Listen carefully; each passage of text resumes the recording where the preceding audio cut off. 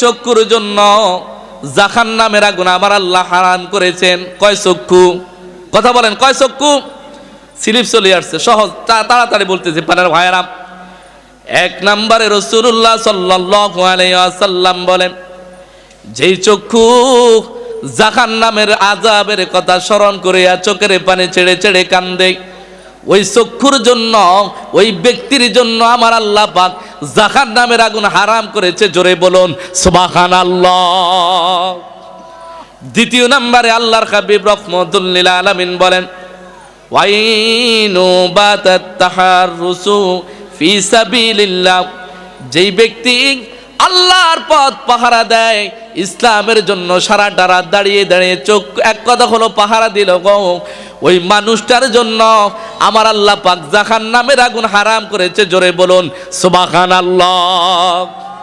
তৃতীয় নম্বরে আল্লাহর হাবিব রাহমাতুল লিল আলামিন বলেন, ওয়া আইনু কাফাতা আন মাহারিহিমিল্লাহ, আল্লাহর হাবিব রাহমাতুল লিল আলামিন বলেন, মাহরিম ব্যক্তি মানে হলো ওই মহিলা, যে মহিলার সঙ্গে বিবাহ জায়েজ, এমন বেগানা মহিলাকে দেখে দেখে এই চোখের খায়েশটা মিটা নাই, নিজেকে পর্দা করেছে। মহিলাকে দেখলে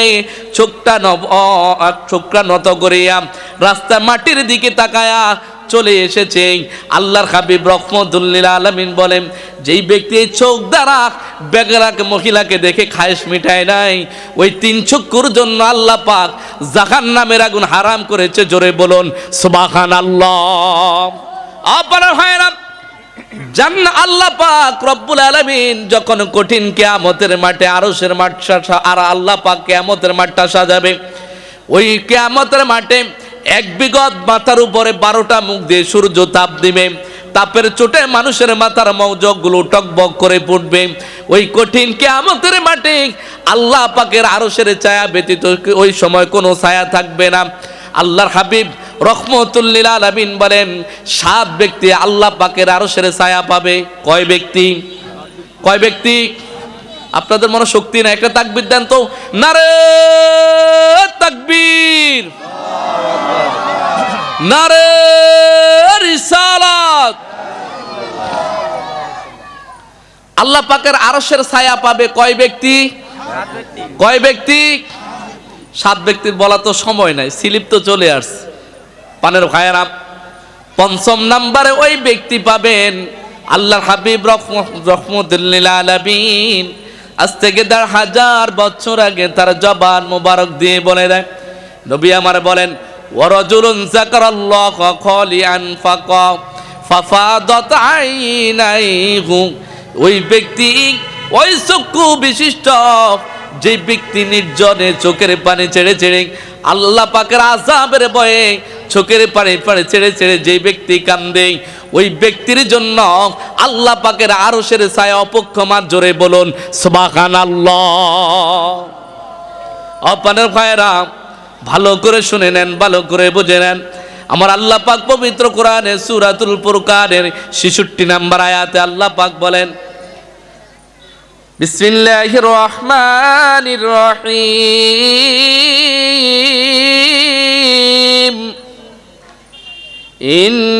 ইন্নাহা সাআত মুস্তাকাররা ওয়া মুকামা। আল্লাহু আকবার। আল্লাহ পাক রব্বুল আলামিন বলেন, বান্দারে শোনো, 4th নাম্বার গুণ হলো রহমানের বান্দা। জাহান্নামের কথা যে জাহান্নামটা অনেক মন্দ। আল্লাহর হাবিব রাহমাতুল লিল আলামিন বলে, উম্মত রে শোনো, জাহান্নামটা কত ভয়াবহ। আমার নবী যখন মিরাজ রজনীতে আল্লাহ পাকের আরশে আজিমের মেহমান হলেন, আমার নবী মেহমান হওয়ার পরে যখন জান্নাত জাহান্নাম আমার নবী ঘুরে ঘুরে দেখলেন, এরপরে হঠাৎ করে এক কথা হলো বিকট একটা আওয়াজ হলো। আওয়াজ হওয়ার পরে আমার নবী বলে, জিব্রাইল ভাই, ও ভাই জিব্রাইল, এত বিকট আওয়াজটা হলো কিভাবে? তখন হযরত জিব্রাইল বলে, ইয়া রাসূলুল্লাহ, নবী গো, আজ থেকে 1000 বছর আগে ফেরেশতারা, আল্লাহ পাকের ফেরেশতারা ওই আযাবের ফেরেশতারা জাহান্নামের উপর থেকে একটা পাথর এইভাবে ছেড়ে দিয়েছে। এই পাথরটা পড়তে পড়তে জাহান্নামের তলদেশে 1000 বছরে লেগে গিয়েছে। 1000 বছর লাগার পরে এই পাথরটা পড়ার পরে তো বিকট আওয়াজ হয়েছে, জোরে বলুন নাউজুবিল্লাহ। তাহলে আপনি চিন্তা করেন জাহান্নামটা কত ভয়াবহ। উপর থেকে যখন এইভাবে ছেড়ে দিবে, পড়তে পড়তে জাহান্নামের তলদেশে পড়তে 1000 বছর লাগবে। ও আল্লাহ পাকের বান্দারা, আজকে কবরের চিন্তা নাই।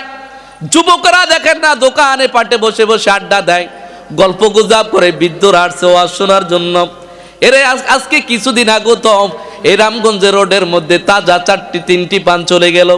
হুন্ডার বাইক অ্যাক্সিডেন্টে কতটা মারাত্মক হওয়ার পরে মারা গেল। যুবক মনে করতেছেন বৃদ্ধ হয়ে মারা যাবে, অথচ আমার ক্লাসমেট এই পর্যন্ত 3 জন মারা গেছে। পানার ভাইয়েরা, তাদের তো অনেক স্বপ্ন ছিল গো, জীবনে হায়াতে পাবে, এরপরে তারা অনেক কিছু করবে।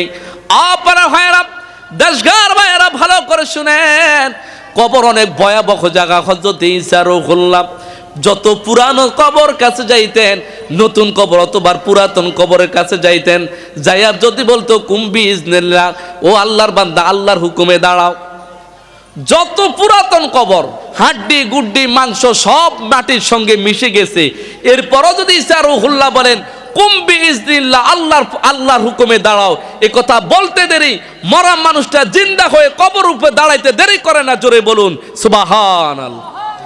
ঈসা রূহুল্লাহর একজন বন্ধু, আচ্ছা আমার বন্ধু আছে না, ঈসা রূহুল্লাহর একজন বন্ধু ছিল। ওই বন্ধুটা ঈসা রূহুল্লাহ, তখন তিনি খবর নিয়ে দেখলেন তার বন্ধু মারা গেছে। তার বন্ধু কি করছে? মারা গেছে। মারা যাওয়ার পরে এখন তিনি খবর নিয়ে দেখলেন কোন গোরস্থানে, কবরস্থানে তাকে দাফন করা হলো। তখন যখন শুনলো যে অমুক গোরস্থানে, অমুক কবরস্থানে দাফন করা হলো, যাওয়ার পরে তিনি কবরের পাশে দাঁড়াইয়া বলতেছে কুম্বি ইজনিল্লাহ, এ আল্লাহর বান্দা আল্লাহর হুকুমে তুমি দাঁড়াইয়া যাও, জোরে বলুন সুবহানাল্লাহ। এখন যখন দাঁড়ালেন, ঈসা রূহুল্লাহ তাকে দেখে অবাক, বলতেছে কিরে দোস্ত, তোর না চুল দাড়িগুলো সব কাঁচা ছিল, এখন যে সব পাকে রয়েছে। তখন তার বন্ধু বলতেছে দোস্ত, কবরে আসার পরে কবরের হিসাব দিতে দিতে দিতে দিতে আমার এত টেনশন হয়েছে, এত কষ্ট হয়েছে, আমার এই কাঁচা দাড়িগুলো পেকে সাদা হয়ে গেছে। বান্দারে, একটু কবরের কথা স্মরণ কর। আমাদের সেলসেলাটা এমন এক সেলসেলা, আমরা রাজনীতি করি না দলীয়, মানে ভাইরা, আমাদের ভিশন এবং মিশন হচ্ছে আমরা একজন খারাপ মানুষকে আল্লাহওয়ালা বানান। আমার জীবনে তাহাজ্জুদ, আওয়াবি, এরশাক আমি এগুলো তেমন পড়তাম না, কিন্তু এই সেলসেলার সাথে সম্পৃক্ত হওয়ার পরে আমল কথা বলতে নাই, আল্লাহ মাফ করো, আজকে 12 বছর একদিন আওয়াবি নামাজ ছুটছি কিনা আমার মনে আসে না। আমিও তো আপনাদের সন্তান, আপনার এলাকার সন্তান, আপনিও তো আল্লাহর বান্দা, রাসূলুল্লাহর উম্মত। এই জন্য ভাইরা, আমার আকুল আবেদন থাকবে, অন্তত ওলি আল্লাহদের সাথে সম্পৃক্ত রাখেন, ভালোবাসা রাখেন, দেখবেন কবরে আপনার দলের নেতারা হিসাব দিবে না, আপনার কবরে আপনাকে হিসাব দিতে হবে। পানের ভাইরা, এই জন্য অন্তত ওলিদের সঙ্গে হাঁটলেই ভালো মানুষ হতে পারবেন। তাহাজ্জুদ, আওয়াবি, ইশাক এগুলো দেখবেন কন্টিনিউ আপনার ভালো থাকবে, মনটা সতেজ থাকবে, ভালো থাকবে। আল্লাহ পাক রব্বুল আলামিন আমাদেরকে ওলি হয়ে কবরে যাওয়ার তৌফিক দান করে, সকলে বলুন আমিন।